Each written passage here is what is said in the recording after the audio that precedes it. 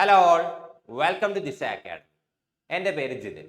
SSC, bank and railway exams, ഈ 3 എക്സാംസിനും വളരെ important ആയിട്ട് നോക്കേണ്ട ഒരു ഏരിയ ആണ് ഗവൺമെന്റ് സ്കീംസ്. റീസെന്റ് ആയിട്ട് ന്യൂസിൽ വന്നിട്ടുള്ള ഗവൺമെന്റ് സ്കീംസിനെ കുറിച്ച് എക്സാമിന് ഫ്രീക്വന്റ് ആയിട്ട് ചോദിക്കാറുണ്ട്. ആൻഡ് ഇപ്പോൾ ഉള്ള എക്സാം പാറ്റേണിൽ ചോദിക്കുന്നത് അത്യാവശ്യം ഡെപ്ത് ആയിട്ടാണ്. ഒരു സ്കീമിനെ കുറിച്ച് അത്യാവശ്യം ഇൻ ഡെപ്ത് അറിഞ്ഞാൽ മാത്രം ആൻസർ ചെയ്യാൻ പറ്റുന്ന രീതിയിലുള്ള ക്വസ്റ്റ്യൻസ് ആണ് ഇപ്പൊ ചോദിച്ചുകൊണ്ടിരിക്കുന്നത്. ആൻഡ് ആ ഒരു രീതിയിൽ നിങ്ങളെ പ്രിപ്പയർ ചെയ്യുന്നതിന് വേണ്ടിയിട്ടാണ് ദിശ അക്കാഡമി ഈ ഒരു സീരീസ് ലോഞ്ച് ചെയ്തിരിക്കുന്നത്. ലാസ്റ്റ് 2 സെഷനിലായിട്ട് നമ്മൾ 7ഓളം സ്കീംസ് ഡിസ്കസ് ചെയ്തു. ആൻഡ് ഇന്നത്തെ സെഷനിലും നമ്മൾ കുറച്ച് പുതിയ സ്കീംസ് ആയിരിക്കും ഡിസ്കസ് ചെയ്യാനായിട്ട് പോകുന്നത്. സോ ഒട്ടും ടൈം വേസ്റ്റ് ചെയ്യേണ്ട, നമുക്ക് ആദ്യത്തെ സ്കീമിലേക്ക് പോകാം. സോ ഫസ്റ്റ് സ്കീമാണ് PM Svanidhi scheme. PM Svanidhi scheme. So ഇതിന്റെ എക്സ്പാൻഷൻ എന്ന് പറയുന്നത് prime minister street vendors Atmanirbhar Nidhi. അതാണ് PM സ്വനിധിയുടെ എക്സ്പാൻഷൻ എന്ന് പറയുന്നത്. Prime minister street vendors Atmanirbhar Nidhi, അതിന്റെ ഷോർട്ട് ഫോം ആണെന്ത് PM സ്വനിധി. ആൻഡ് ഇത് ലോഞ്ച് ചെയ്യുന്നത് 2020ലാണ്. PM സ്വനിധി സ്കീം ലോഞ്ച് ചെയ്യുന്നത് 2020ലാണ്. 2020 ലോഞ്ച് ചെയ്ത സ്കീമാണ് ഈ ഒരു PM സ്വനിധി സ്കീം എന്ന് പറയുന്നത്. ആൻഡ് ഈ ഒരു സ്കീമിന്റെ മെയിൻ എയിം എന്താണെന്ന് ചോദിച്ചു കഴിഞ്ഞാൽ COVID-19 പാൻഡമിക് മൂലം അഫക്റ്റ് ചെയ്യപ്പെട്ട സ്ട്രീറ്റ് വെൻഡേഴ്സിനെ സപ്പോർട്ട് ചെയ്യുക എന്നുള്ളതാണ് ഈ ഒരു സ്കീമിന്റെ ബേസിക് എയിം എന്ന് പറയുന്നത്. അതായത് COVID-19 പാൻഡമിക് മൂലം ഈ സ്ട്രീറ്റ് വെൻഡേഴ്സിന്റെ ബിസിനസ്സസ് എല്ലാം അവർക്ക് സ്റ്റോപ്പ് ചെയ്യേണ്ടി വന്നു. ആ ബിസിനസ്സസ് റീസ്റ്റാർട്ട് ചെയ്യുന്നതിന് വേണ്ടിയിട്ട് ഇവർക്ക് എന്ത് ചെയ്യുക, ലോൺസ് പ്രൊവൈഡ് ചെയ്യുക വിത്തൗട്ട് എനി കൊളാറ്ററൽ. പ്രത്യേകിച്ച് ഈടൊന്നും വാങ്ങാതെ ഇവർക്ക് ലോൺസ് പ്രൊവൈഡ് ചെയ്യുക ടു റീസ്റ്റാർട്ട് ദെയർ ബിസിനസ്. അതാണ് ഈ ഒരു സ്കീമിന്റെ മെയിൻ ആയിട്ടുള്ള ഒബ്ജക്റ്റീവ് എന്ന് പറയുന്നത്. ആൻഡ് ഈ ഒരു സ്കീമിന്റെ നോഡൽ മിനിസ്ട്രി ഏതാണെന്ന് ചോദിച്ചു കഴിഞ്ഞാൽ ministry of housing and urban affairs ആണ് PM സ്വനിധി സ്കീമിന്റെ നോഡൽ മിനിസ്ട്രി എന്ന് പറയുന്നത്. Ministry of housing and urban അഫയേഴ്സിന്റെ കീഴിലാണ് എന്ത് ചെയ്യുന്നത്, ഈ ഒരു സ്കീം ഓപ്പറേറ്റ് ചെയ്തുകൊണ്ടിരിക്കുന്നത്. ആൻഡ് ഇത് ഏത് ടൈപ്പ് ഓഫ് സ്കീമാണെന്ന് ചോദിച്ചു കഴിഞ്ഞാൽ this is a central sector scheme. Central sector scheme means 100% ഫണ്ടിങ്ങും ഇവിടെ സെൻട്രൽ ഗവൺമെന്റ് ആയിരിക്കും പ്രൊവൈഡ് ചെയ്യുന്നത്. അതുപോലെ തന്നെ ഈ ഒരു സ്കീമിന്റെ ഇംപ്ലിമെന്റേഷൻ നടത്തുന്നത് സെൻട്രൽ ഗവൺമെന്റ് ഏജൻസീസോ മിനിസ്ട്രീസോ ഡിപ്പാർട്ട്മെന്റ്സോ ആയിരിക്കും. അതാണെന്ത് സെൻട്രൽ സെക്ടർ സ്കീം കൊണ്ട് നമ്മൾ മീൻ ചെയ്യുന്നത്. ആൻഡ് ഈ ഒരു സ്കീമിന്റെ കീ ഫീച്ചേഴ്സ് നോക്കിക്കഴിഞ്ഞാൽ കൊളാറ്ററൽ ഒന്നും കൂടാതെ, അതായത് പ്രത്യേകിച്ച് ഈടോ ജാമ്യമോ ഒന്നും കൂടാതെ തന്നെ സ്ട്രീറ്റ് വെൻഡേഴ്സിന് എന്ത് ചെയ്യുക, വർക്കിംഗ് ക്യാപിറ്റൽ ലോൺസ് പ്രൊവൈഡ് ചെയ്യുക ടു റീസ്റ്റാർട്ട് ദെയർ ബിസിനസ്. അതാണെന്ത് ഈ ഒരു സ്കീമിന്റെ മെയിൻ ആയിട്ടുള്ള ഉദ്ദേശം എന്ന് പറയുന്നത്. ആൻഡ് ഈ ഒരു സ്കീമിന്റെ അണ്ടറിൽ ലോൺ എടുത്തിട്ട് അത് ടൈംലി തിരിച്ചടച്ചു കഴിഞ്ഞാൽ, ടൈംലി അതായത് സമയാസമയത്തിന് ഈ ഒരു ലോൺ തിരിച്ചടയ്ക്കുകയോ അല്ലെങ്കിൽ പറഞ്ഞ സമയത്തിന് മുന്നേ തന്നെ ഈ ഒരു ലോൺ തിരിച്ചടയ്ക്കുകയോ ചെയ്തു കഴിഞ്ഞാൽ അവർക്ക് എന്ത് കിട്ടും, ഈ ഒരു ലോൺ റീപേയ്മെന്റിനകത്ത് കൊടുക്കുന്ന ഇൻട്രസ്റ്റിൽ സബ്സിഡി ലഭിക്കുന്നതായിരിക്കും. അതായത് ഇവർ എത്രയാണോ ഈ ലോണിന് വേണ്ടിയിട്ട് ഇൻട്രസ്റ്റ് ആയിട്ട് അടച്ചുകൊണ്ടിരുന്നത് അതിന്റെ 7%, അറൌണ്ട് 7% പെർ ആനം 7% എന്ത് ചെയ്യും, ഇവർക്ക് ഇൻട്രസ്റ്റ് സബ്സിഡി ആയിട്ട് തിരിച്ച് അവരുടെ ബാങ്ക് അക്കൗണ്ടിൽ ലഭിക്കുന്നതായിരിക്കും. സോ ടൈംലി ഈ ഒരു ലോൺ, ഈ ഒരു PM സ്വനിധി സ്കീമിന്റെ അണ്ടറിൽ ലോൺ എടുത്തു കഴിഞ്ഞ് ആ ഒരു ലോൺ ടൈംലി റീപേ ചെയ്യുകയാണെന്നുണ്ടെങ്കിൽ ഈ റീപേ ചെയ്ത വ്യക്തിക്ക്, ആ ഒരു ഇൻഡിവിജ്വലിന് എന്ത് കിട്ടും, ഈ ഒരു അടച്ച ലോണിന്റെ ഇൻട്രസ്റ്റ് എന്ത് ചെയ്യുന്നു, സബ്സിഡി ആയിട്ട് 7%, എത്രയാണോ ഈ ലോണിന് വേണ്ടിയിട്ട് അടച്ച ഇൻട്രസ്റ്റ്, ആ ഒരു അടച്ച ഇൻട്രസ്റ്റിന്റെ 7% പെർ ആനം എന്നുള്ള രീതിയിൽ എന്ത് ചെയ്യും, ഇൻട്രസ്റ്റ് സബ്സിഡി ആയിട്ട് തിരിച്ച് ആ ഒരു ഇൻഡിവിജ്വലിന് ലഭിക്കുന്നതായിരിക്കും. ആൻഡ് ഈ ഒരു സ്കീമിനകത്ത് എന്ത് ചെയ്യുന്നുണ്ട്, വർക്കിംഗ് ക്യാപിറ്റൽ ലോൺസ് പ്രൊവൈഡ് ചെയ്യുന്നുണ്ട് without any collateral. So first സ്റ്റേജിൽ, സോ 3 സ്റ്റേജസ് ആയിട്ടാണ് എന്ത് ചെയ്യുന്നത്, ലോൺസ് പ്രൊവൈഡ് ചെയ്യുന്നത്. 3 ഘട്ടങ്ങളായിട്ടാണ് ലോൺസ് പ്രൊവൈഡ് ചെയ്യുന്നത്. സോ ഫസ്റ്റ് സ്റ്റേജിൽ അല്ലെങ്കിൽ ഇനിഷ്യൽ സ്റ്റേജിൽ 10,000 റുപ്പീസ് വരെ എന്ത് ചെയ്യുന്നുണ്ട്, ലോൺ ആയിട്ട് പ്രൊവൈഡ് ചെയ്യുന്നുണ്ട്. സോ ഇനിഷ്യൽ സ്റ്റേജിൽ 10,000 റുപ്പീസ് വരെ എന്ത് ചെയ്യും, ലോൺ ആയിട്ട് പ്രൊവൈഡ് ചെയ്യും. സോ ഫസ്റ്റ് സ്റ്റേജിൽ 10,000 റുപ്പീസ് ലോൺ എടുത്ത് അത് കറക്റ്റ് ആയിട്ട് റീപേ ചെയ്ത് കഴിഞ്ഞാൽ ഇവർക്ക് ഹയർ എമൗണ്ട് ലോൺസിനുള്ള എലിജിബിലിറ്റി ഉണ്ടായിരിക്കുന്നതായിരിക്കും. ആൻഡ് സെക്കൻഡ് സ്റ്റേജിൽ 20,000 റുപ്പീസ് വരെ എന്ത് ചെയ്യാൻ സാധിക്കും, ഇവർക്ക് ലോൺ ആയിട്ട് അവൈൽ ചെയ്യാൻ സാധിക്കും. സോ ഈ ഒരു സ്കീമിന്റെ അണ്ടറിൽ ലോൺസ് പ്രൊവൈഡ് ചെയ്യുന്നത് 3 ഘട്ടങ്ങളായിട്ടാണ്. ഇനിഷ്യൽ സ്റ്റേജിൽ 10,000 റുപ്പീസ് വരെ ആയിരിക്കും ലോൺ കിട്ടുന്നത്. അങ്ങനെ ലോൺ എടുത്തതിന് ശേഷം ആ ഒരു ലോൺ എമൗണ്ട് കറക്റ്റ് ആയിട്ട് ടൈമിൽ തിരിച്ചടച്ചു കഴിഞ്ഞാൽ അവർക്ക് സെക്കൻഡ് സ്റ്റേജിൽ ഒരു ഹയർ എമൗണ്ട് എന്ത് ചെയ്യാൻ സാധിക്കും, ലോൺ ആയിട്ട് എടുക്കാനായിട്ട് സാധിക്കും. സോ സെക്കൻഡ് സ്റ്റേജിൽ അവർക്ക് 20,000 റുപ്പീസ് വരെ ലോൺ ആയിട്ട് കിട്ടുന്നതായിരിക്കും. ആൻഡ് ഈ സെക്കൻഡ് സ്റ്റേജിൽ എടുത്ത ലോണും ടൈംലി റീപേ ചെയ്ത് കഴിഞ്ഞാൽ അവർക്ക് തേർഡ് സ്റ്റേജിൽ എന്ത് കിട്ടുന്നുണ്ട്, ഹയർ ലോൺസ് പ്രൊവൈഡ് ചെയ്യും. അതായത് 50,000 50,000 rupees, 50,000 രൂപ വരെ എന്ത് ചെയ്യും, പ്രൊവൈഡ് ചെയ്യും. സോ ഇങ്ങനെ 3 ഘട്ടങ്ങളായിട്ടാണ് ഈ ഒരു സ്കീമിൽ ലോൺസ് പ്രൊവൈഡ് ചെയ്യുന്നത്. ഇനിഷ്യൽ സ്റ്റേജിൽ 10,000 rupees ലോൺ കിട്ടും, അത് കറക്റ്റ് ആയിട്ട് റീപേ ചെയ്ത് കഴിഞ്ഞാൽ സെക്കൻഡ് സ്റ്റേജിൽ 20,000 rupees വരെ ലോൺ കിട്ടും, ആൻഡ് അതും കറക്റ്റ് ആയിട്ട് റീപേ ചെയ്ത് കഴിഞ്ഞാൽ തേർഡ് സ്റ്റേജിൽ 50,000 rupees വരെ എന്ത് കിട്ടും, അവർക്ക് ലോൺ ആയിട്ട് പ്രൊവൈഡ് ചെയ്യുന്നതായിരിക്കും. അതുപോലെ തന്നെ ഈ ഒരു സ്കീമിന്റെ മറ്റൊരു കമ്പോണന്റ് ആണെന്ത്, സ്വനിധി സേ സമൃദ്ധി എന്നുള്ള കമ്പോണന്റ്. ഈ ഒരു കമ്പോണന്റ് പ്രകാരം ഈ സ്ട്രീറ്റ് വെൻഡേഴ്സിന് ചില സോഷ്യൽ സെക്യൂരിറ്റി ബെനിഫിറ്റ്സും അവൈലബിൾ ആണ്. അതായത് പ്രൈം മിനിസ്റ്ററിന്റെ തന്നെ മറ്റ് ചില സ്കീംസ് ഉണ്ട്, സോഷ്യൽ സെക്യൂരിറ്റി പ്രൊവൈഡ് ചെയ്യുന്ന മറ്റ് ചില സ്കീംസ്, PM ജൻധൻ യോജന, അതുപോലെ എന്താണ് അങ്ങനെയുള്ള ചില യോജനാസ്, അതുപോലെ തന്നെ നാഷണൽ ഫുഡ് സെക്യൂരിറ്റി ആക്ട്, ഇതുപോലെയുള്ള കുറച്ച് സ്കീംസ് ഉണ്ടല്ലോ. അതായത് അവർക്ക് ഫ്രീ ഫുഡ് ഗ്രെയിൻസും അതുപോലെ തന്നെ ഇൻഷുറൻസ് കവറേജും ഒക്കെ പ്രൊവൈഡ് ചെയ്യുന്ന, സോഷ്യൽ സെക്യൂരിറ്റീസ് പ്രൊവൈഡ് ചെയ്യുന്ന ചില സ്കീംസ് ഉണ്ട്. ആ സ്കീംസിനൊക്കെ ഇവരുടെ എലിജിബിലിറ്റി കൂടി എന്ത് ചെയ്യും, ഒന്ന് പരിഗണിച്ചതിന് ശേഷം ഇവർ എലിജിബിൾ ആണെങ്കിൽ ആ സ്കീംസിൽ കൂടി എന്ത് ചെയ്യും, ഇവരെ ലിങ്ക് ചെയ്യുന്നതായിരിക്കും. അതായത് ഈ ഒരു സ്വനിധി സേ സമൃദ്ധി എന്നുള്ള കമ്പോണന്റ് വഴി മറ്റ് സോഷ്യൽ സെക്യൂരിറ്റി ബെനിഫിറ്റ്സും കൂടി ഇവർക്ക് അവൈലബിൾ ആക്കാനായിട്ട് എന്ത് ചെയ്യുന്നുണ്ട്, ഗവൺമെന്റ് ട്രൈ ചെയ്യുന്നുണ്ട്. ആൻഡ് ഇനി ആരൊക്കെയാണ് ലെൻഡിങ് ഏജൻസീസ്? ഈ ഒരു PM സ്വനിധി സ്കീമിന്റെ അണ്ടറിൽ ആരൊക്കെയാണ് ലോൺസ് പ്രൊവൈഡ് ചെയ്യുന്നത്? കൊളാറ്ററൽ ഇല്ലാതെ സ്ട്രീറ്റ് വെൻഡേഴ്സിന് ആരൊക്കെയാണ് ലോൺസ് പ്രൊവൈഡ് ചെയ്യുന്നത്? So scheduled commercial banks loans provide ചെയ്യുന്നുണ്ട്, regional rural banks, small finance banks, cooperative banks, micro finance institutions, non banking financial companies NBFCs, അതുപോലെ തന്നെ സെൽഫ് ഹെൽപ്പ് ഗ്രൂപ്പ്സ്, ഇങ്ങനെയുള്ള എല്ലാ ഇൻസ്റ്റിറ്റ്യൂഷൻസും എന്താണ് ഈ ഒരു സ്കീമിന്റെ അണ്ടറിൽ ലെൻഡിങ് ഏജൻസീസ് ആണ്. അതായത് ഷെഡ്യൂൾഡ് കൊമേഴ്ഷ്യൽ ബാങ്കുകൾ മുതൽ സെൽഫ് ഹെൽപ്പ് ഗ്രൂപ്പ് വരെയുള്ളവർക്ക് എന്ത് ചെയ്യാൻ സാധിക്കും, ഈ ഒരു സ്കീമിന്റെ അണ്ടറിൽ ലോൺസ്, സ്ട്രീറ്റ് വെൻഡേഴ്സിന് ലോൺസ് പ്രൊവൈഡ് ചെയ്യാനായിട്ട് സാധിക്കും വിത്തൗട്ട് എനി കൊളാറ്ററൽ. ഇനി ഈ ഒരു സ്കീമിന്റെ എലിജിബിലിറ്റി നോക്കുകയാണെന്നുണ്ടെങ്കിൽ urban ഏരിയാസിൽ സ്ട്രീറ്റ് വെൻഡിങ് നടത്തുന്ന എല്ലാ സ്ട്രീറ്റ് വെൻഡേഴ്സും ഈ ഒരു സ്കീമിന് എലിജിബിൾ ആണ്. ഈ ഒരു സ്കീമിന്റെ അണ്ടറിൽ എലിജിബിലിറ്റി ഉള്ള സ്ട്രീറ്റ് വെൻഡേഴ്സ് എന്ന് പറയുന്നത് അർബൻ ഏരിയാസിൽ സ്ട്രീറ്റ് വെൻഡിങ്ങിൽ എൻഗേജ്ഡ് ആയിരിക്കുന്ന സ്ട്രീറ്റ് വെൻഡേഴ്സിന് മാത്രമാണ് ഈ ഒരു സ്കീമിന്റെ അണ്ടറിൽ എലിജിബിലിറ്റി ഉള്ളത്. അർബൻ ഏരിയാസിൽ സ്ട്രീറ്റ് വെൻഡിങ് നടത്തുന്ന ആൾക്കാർക്ക് മാത്രമേ ഈ ഒരു സ്കീമിന്റെ അണ്ടറിൽ എന്തുള്ളൂ, എലിജിബിലിറ്റി ഉണ്ടായിരിക്കുന്നതുള്ളൂ. ആൻഡ് അതുപോലെ തന്നെ ഈ ഒരു സ്കീമിന്റെ ബെനിഫിഷ്യറി ആകണം എന്നുണ്ടെങ്കിൽ പാർലമെന്റ് പാസ്സാക്കിയിരിക്കുന്ന ഒരു ആക്ട് ഉണ്ട്, street vendors act of 2014. Parliament 2014 പാസ്സാക്കിയ ഒരു ആക്ട് ആണ് സ്ട്രീറ്റ് വെൻഡേഴ്സ് ആക്ട് ഓഫ് 2014. ഈ street vendors act of 2014 provisions പ്രകാരം അതാത് സ്റ്റേറ്റുകൾ അല്ലെങ്കിൽ അതാത് UTs ആണ് എന്ത് ചെയ്യേണ്ടത്, ഈ സ്കീമുമായിട്ട് ബന്ധപ്പെട്ട് റൂൾസും അല്ലെങ്കിൽ ഈ ഒരു ആക്ടുമായിട്ട് ബന്ധപ്പെട്ട് റൂൾസും അതുപോലെ തന്നെ മറ്റ് സ്കീംസും, സ്ട്രീറ്റ് വെൻഡേഴ്സിനുമായിട്ട് ബന്ധപ്പെട്ടിട്ടുള്ള റൂൾസും അതുപോലെ തന്നെ സ്കീംസും എന്ത് ചെയ്യേണ്ടത്, സ്കീംസും എല്ലാം ലോഞ്ച് ചെയ്യേണ്ടത്. അതായത് അതാത് സ്റ്റേറ്റുകൾക്ക് അവരുടേതായിട്ടുള്ള റൂൾസും സ്കീംസും ഉണ്ടായിരിക്കണം. അതെല്ലാം സ്റ്റേറ്റ് ഗവൺമെന്റിന്റെ റെസ്പോൺസിബിലിറ്റി അല്ലെങ്കിൽ UTസിന്റെ റെസ്പോൺസിബിലിറ്റി ആണെന്നാണ് എന്ത് ചെയ്യുന്നത് ഈ ഒരു സ്ട്രീറ്റ് വെൻഡേഴ്സ് ആക്ട് ഓഫ് 2014 പറയുന്നത്. ഈ ഒരു സ്ട്രീറ്റ് വെൻഡേഴ്സ് ആക്ട് ഓഫ് 2014 അണ്ടറിൽ റൂൾസും സ്കീംസും എല്ലാം തന്നെ നോട്ടിഫൈ ചെയ്തിരിക്കുന്ന സ്റ്റേറ്റ്സിനും യൂണിയൻ ടെറിട്ടറീസിനും മാത്രമായിരിക്കും എന്ത് ചെയ്യുന്നത് ഈ ഒരു സ്കീമിൽ എലിജിബിലിറ്റി ഉള്ളത്.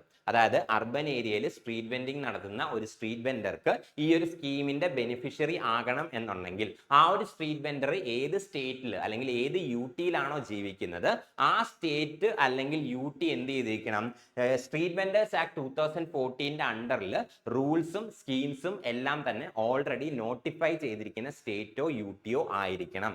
എന്നാൽ മാത്രമേ എന്തുള്ളൂ അവർക്ക് ഈ ഒരു സ്കീമിന്റെ അണ്ടറിൽ എലിജിബിലിറ്റി ഉണ്ടായിരിക്കുന്നതുള്ളൂ. ഇനി മേഘാലയയുടെ കേസ് എന്ന് പറയുന്ന ഒരു എക്സെപ്ഷൻ ആണ്. അതായത് മേഘാലയക്ക് സ്വന്തമായിട്ട് എന്തുണ്ട്, ഒരു സ്ട്രീറ്റ് വെൻഡേഴ്സ് ആക്ട് ഉണ്ട്. അതുകൊണ്ട് തന്നെ മേഘാലയയിൽ നിന്നുള്ള സ്ട്രീറ്റ് വെൻഡേഴ്സ് ഈ ഒരു സ്കീമിന് എന്താണ് എലിജിബിൾ ആണ്. അതായത് മേഘാലയ സ്ട്രീറ്റ് വെൻഡേഴ്സ് ആക്ട് 2014 അണ്ടറിൽ റൂൾസും സ്കീംസും ഒന്നും തന്നെ നോട്ടിഫൈ ചെയ്തില്ലെങ്കിൽ പോലും മേഘാലയക്ക് എന്തുണ്ട്, സ്വന്തമായിട്ട് ഒരു സ്റ്റേറ്റ് സ്ട്രീറ്റ് വെൻഡേഴ്സ് ആക്ട് ഉണ്ട്. അതുകൊണ്ട് തന്നെ മേഘാലയയിൽ നിന്നുള്ള സ്ട്രീറ്റ് വെൻഡേഴ്സിന് എന്ത് ചെയ്യാൻ സാധിക്കും, ഈ ഒരു സ്കീമിനകത്ത് എലിജിബിലിറ്റി ഉണ്ടായിരിക്കുന്നതായിരിക്കും. And next one is PM Swanidhi 2.0. Actually 2020 ഈ ഒരു സ്കീം ലോഞ്ച് ചെയ്യുമ്പോൾ ഈ ഒരു PM Swanidhi സ്കീം ലോഞ്ച് ചെയ്യുന്നത് 2020 സോ 2020 ഈ ഒരു സ്കീം ലോഞ്ച് ചെയ്യുമ്പോൾ ഇതിന്റെ പീരീഡ് എന്ന് പറയുന്നത് 2022 മാർച്ച് വരെയായിരുന്നു. 2022 മാർച്ച് വരെയായിരുന്നു ഈ ഒരു സ്കീമിന്റെ ഡ്യൂറേഷൻ എന്ന് പറയുന്നത്. എന്നാൽ മാർച്ച് 2022 എന്ത് ചെയ്തു, സെൻട്രൽ ഗവൺമെന്റ് ഈ ഒരു സ്കീം എക്സ്റ്റെൻഡ് ചെയ്തു. So P M Svanidhi scheme എന്ത് ചെയ്യുന്നു, സെൻട്രൽ ഗവൺമെന്റ് എക്സ്റ്റെൻഡ് ചെയ്യുന്നു. അതായത് ഈ ഒരു പി എം സ്വനിധി സ്കീമിനെ ഒന്ന് റീസ്ട്രക്ചർ ചെയ്ത് അതിന്റെ ആ ടെന്യൂർ എന്ത് ചെയ്യുന്നു, സെൻട്രൽ ഗവൺമെന്റ് ഇൻക്രീസ് ചെയ്യുന്നു up to 31st March 2020. So 31st March 2020 വരെ പി എം സ്വനിധി സ്കീമിന്റെ ഡ്യൂറേഷൻ എന്ത് ചെയ്യുന്നു, സെൻട്രൽ ഗവൺമെന്റ് എക്സ്റ്റെൻഡ് ചെയ്യുന്നു. ആൻഡ് അതിനെ എന്ത് ചെയ്യുന്നു, അവർ പി എം സ്വനിധി 2.0 എന്നുള്ള പേരിട്ട് എന്ത് ചെയ്യുന്നു, വിളിക്കുന്നു.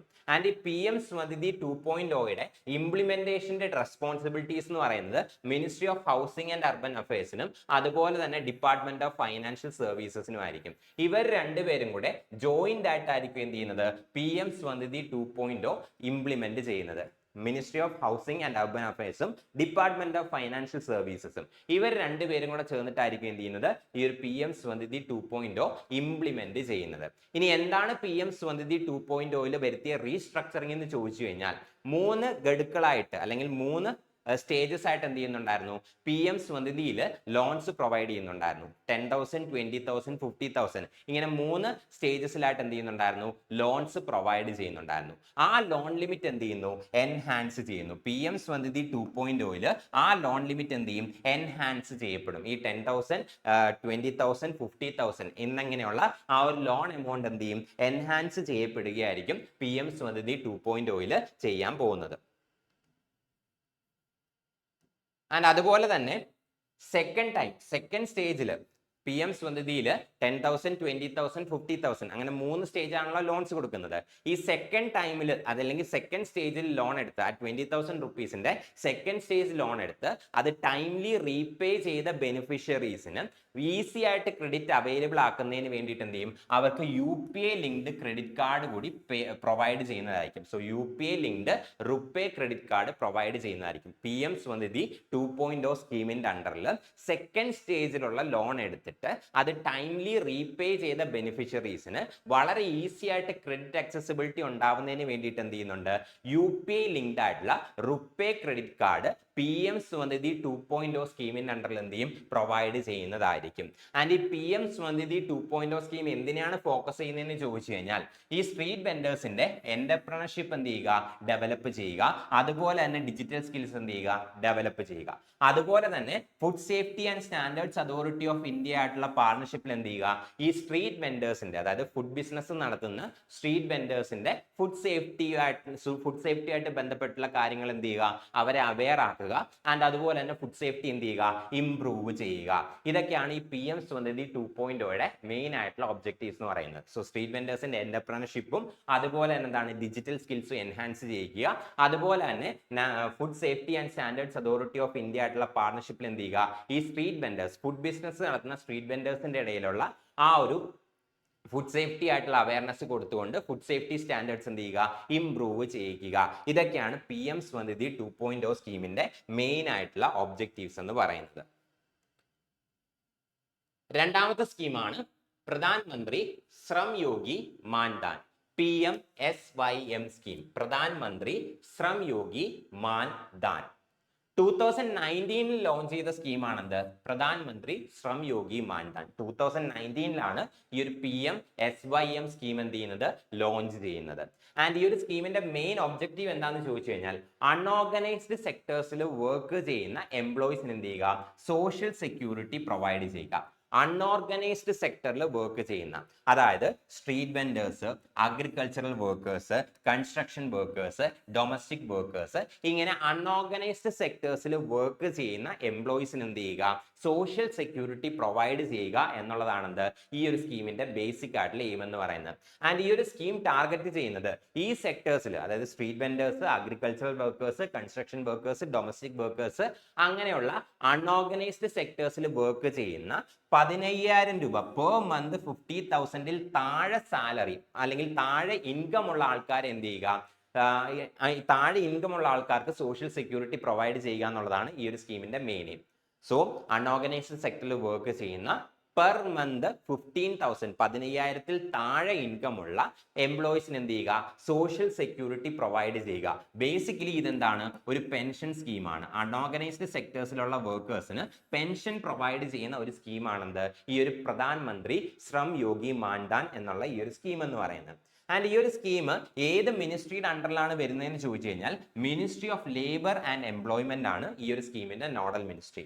PMSYM സ്കീമിന്റെ നോഡൽ മിനിസ്ട്രി ഏതാണെന്ന് ചോദിച്ചു കഴിഞ്ഞാൽ ministry of labour and employment ആണെന്ത് ഈ ഒരു PMSYM സ്കീമിന്റെ നോഡൽ മിനിസ്ട്രി എന്ന് പറയുന്നത്. ആൻഡ് ഇത് ഏത് ടൈപ്പ് ഓഫ് സ്കീമാണെന്ന് ചോദിച്ചു കഴിഞ്ഞാൽ this is a central sector scheme which means 100% ഫണ്ടിങ്ങും പ്രൊവൈഡ് ചെയ്യുന്നത് സെൻട്രൽ ഗവൺമെന്റ് ആയിരിക്കും.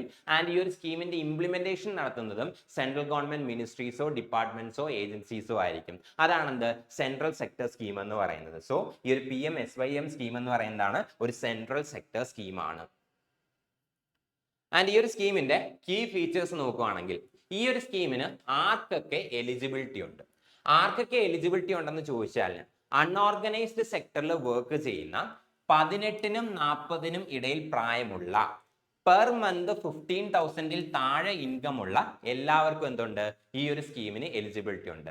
അൺഓർഗനൈസ്ഡ് സെക്ടേഴ്സിൽ വർക്ക് ചെയ്യുന്ന 18 to 40 ഇയർ ഗ്രൂപ്പിലുള്ള 18 മുതൽ 40 വരെയുള്ള ഇയർ ഗ്രൂപ്പിലുള്ള പെർ മന്ത് 15,000 താഴെ ഇൻകം ഉള്ള എല്ലാ വർക്കേഴ്സിനും ഈ ഒരു സ്കീമിനകത്ത് എന്തുണ്ട് എലിജിബിലിറ്റി ഉണ്ട്. ഇനി ചില കണ്ടീഷൻസ് ഉണ്ട്.